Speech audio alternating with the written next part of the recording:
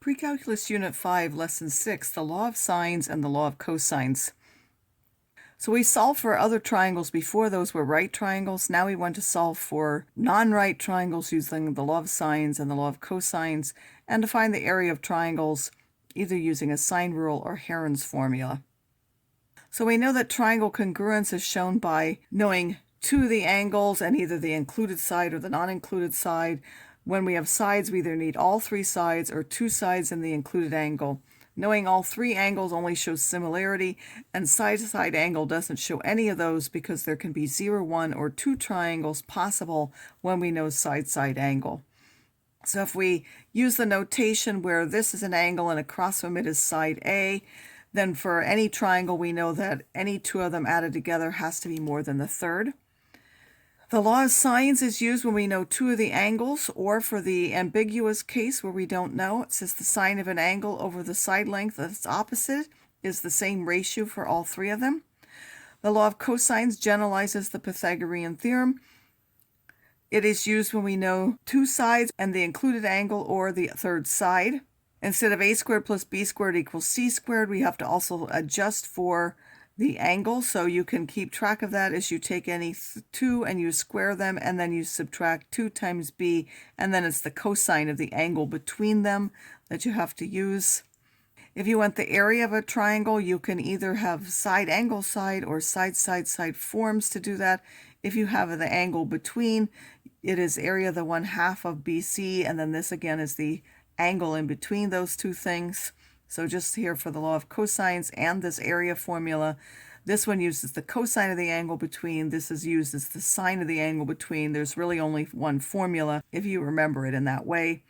For Heron's formula, S is going to be 1/2 of the perimeter, and then the area is the square root of that half perimeter, and then each one subtracted from that half perimeter, all multiplied together. If you have side angle, you're going to solve. If it turns out that that is not a possible value, then there's no solution.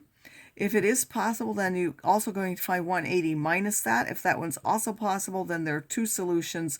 One will be acute and one will be obtuse. Otherwise, there's only one solution. The law of cosine applies to all the angles, but a lot of times people will use the law of cosines for the first angle and then switch to the law of sines, which is easier. Beware, if you do that, you should always start with the longest side first when you use the law of cosines in order to avoid the ambiguous case where there could be two solutions, only one of which is the one that actually applies to your conditions. So I'm not going to run through all of these examples. I will run just through some of them. Here we have an angle and an angle, and then so you draw a picture. It doesn't have to be that accurate. You put your two angles, and then the other side across from angle A is side A, across from angle B is side B, which we're given, and across from angle C is side C. Because we have angle, side, that means we would use the law of sines. The third angle we simply get by subtraction, and then you can use the law of sines to solve for those. You would simply be either taking reciprocals of both sides or multiplying by a and then dividing by 30 and solving that. Here, if we want to solve this triangle and we know an angle and we have two sides, this happens to be the included side. If we draw it out, that would mean we would use the law of cosines. I'll just remind you that only this one is multiplied by the cosine. These two things are separate. So sometimes you have to take these to the other side. In this case, you don't. You actually want A, so you're simply going to evaluate that. Once you find side A, then you have to pick either the law of sines or the law of cosines. I have shown it both ways. Again, it doesn't really matter which one you pick, but the law of sines is typically easier.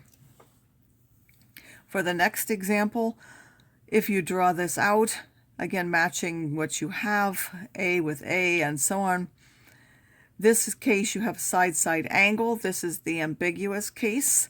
So you first solve for one angle. This happens to be an acute angle. That means if the other one is a solution, it will be an obtuse angle.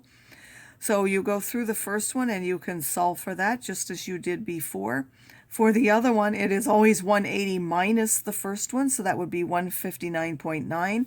But then you look, you've already got this angle. Well, these two, now this is already more than 180, so this second possibility isn't possible for the other information that you have. In this one, we again will have an ambiguous case. Again, we have an acute angle. This time when we solve and we get our other possibility, these two together are less than 180, so there is another possible triangle which you can solve for in exactly the parallel way. This one is 180 minus the sum of these two, and this one will be 180 minus the sum of these two. And then the other one you're finding by the law of sines. Here we again have a law of sines. If you draw it out, ambiguous case, I'm simply trying to go through all the different possibilities that there are to show you. In this particular case, when you find the sine of b, this is 2, that's more than 1, it's impossible, so there is no such triangle.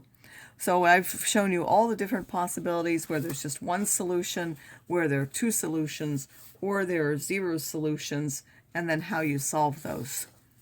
What if we want the area and we happen to have the side and the angle in between? Then you can just go directly and use that formula.